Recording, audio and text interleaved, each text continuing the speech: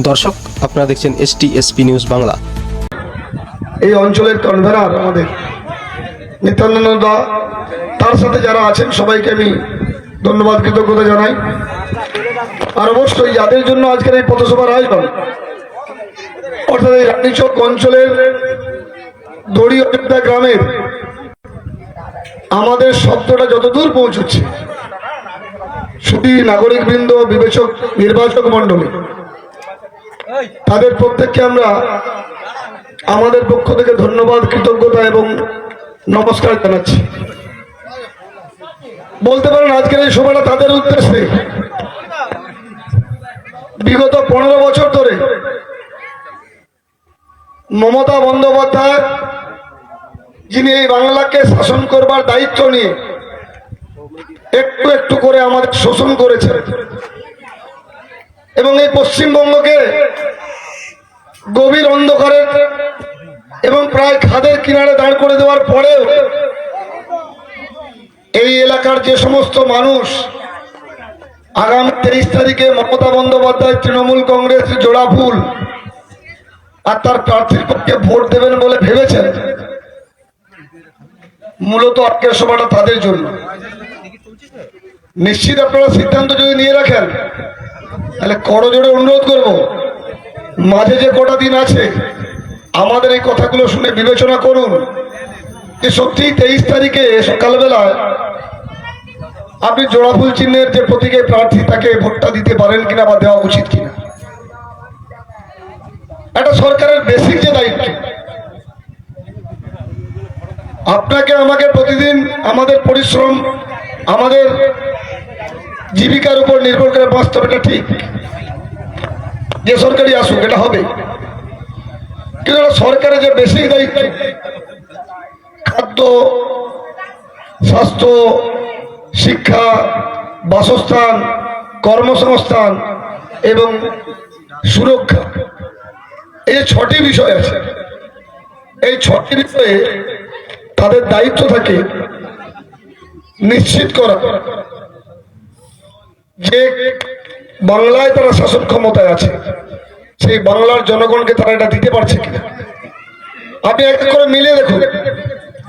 আপনি ভেবেছেন তো 23 তারিখে আপনি জোড়াফুলকে ভোট দেবেন, তাহলে বিগত 15 বছর ধরে যে সরকারকে আপনি নির্বাচিত করেছেন, দীর্ঘ 15টা বছর যাদের হাতে এই বাংলার শাসন ক্ষমতা তুলে দিয়েছেন, আপনার প্যারামিটারে ফেলে দেখুন তো যে যে প্রতিশ্রুতিগুলো মমতা বন্দ্যোপাধ্যায় তৃণমূল কংগ্রেস এত বছর ধরে দিয়ে এসছে, তা পূরণ হয়েছে কিনা।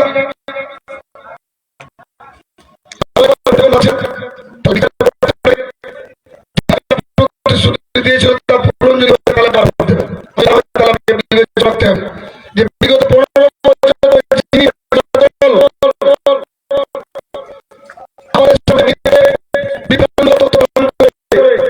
আমাদের মূল্যবান ভোটটা নিয়ে ক্ষমতা করে নিজেদের আখের গুছিয়েছে, নিজেদের প্রতাপ বাড়িয়েছে, নিজেদের সাম্রাজ্য তৈরি করেছে, আর বাংলার খেটে খাওয়া প্রান্তিক মানুষগুলো ক্রমশ পিছতে পিছতে পিছতে পিছতে খাদের কিনারে এসে দাঁড়িয়েছে।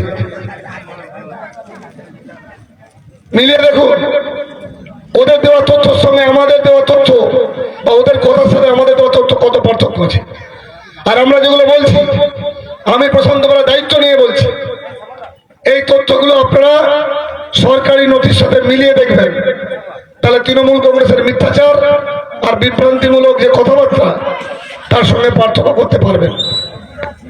এরা ভোট চাইবার সময় আপনাদের বলে দিদি আপনাদের সম্পূর্ণ বিনামূল্যে রেশন দিচ্ছে, তাই দিদিকে ভোটটা দিতে হবে। আপনারাও ভাবেন ঠিকই তো, আমরা গরিব মানুষ, খেটে খাওয়া মানুষ, মমতা বন্দ্যোপাধ্যায় আমাদের দুমুঠো ভাতের ব্যবস্থা করেছেন, সম্পূর্ণ বিনামূল্যে রেশনের ব্যবস্থা করেছেন, তাহলে মমতা বন্দ্যোপাধ্যায়কে ভোটটা দেওয়া দরকার।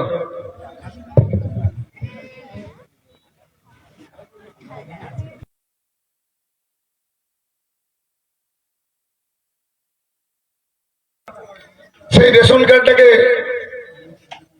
দেখেছেন চেক করে? কখনো ওটা বোঝার চেষ্টা করেছেন যে মমতা বন্দ্যোপাধ্যায় বা তৃণমূল কংগ্রেস যা বলছে এটা কতটা সত্য জেনে রাখুন। ভারতবর্ষের 81 কোটি মানুষ কেন্দ্রের দেওয়া সম্পূর্ণ বিনামূল্যে রেশনটা পায়। আর সেই 81 কোটির মধ্যে এই বাংলার 8 কোটি 65 লক্ষ মানুষ আছে যে রেশনের দাবিটা তৃণমূল কংগ্রেস চিৎকার করে আপনাদের বলে আপনাদের ভোটটা এত বছর ধরে নিচ্ছে। আদতে সেই রেশনের দাবিদার কিন্তু কেন্দ্রের সরকার, ভারত সরকার।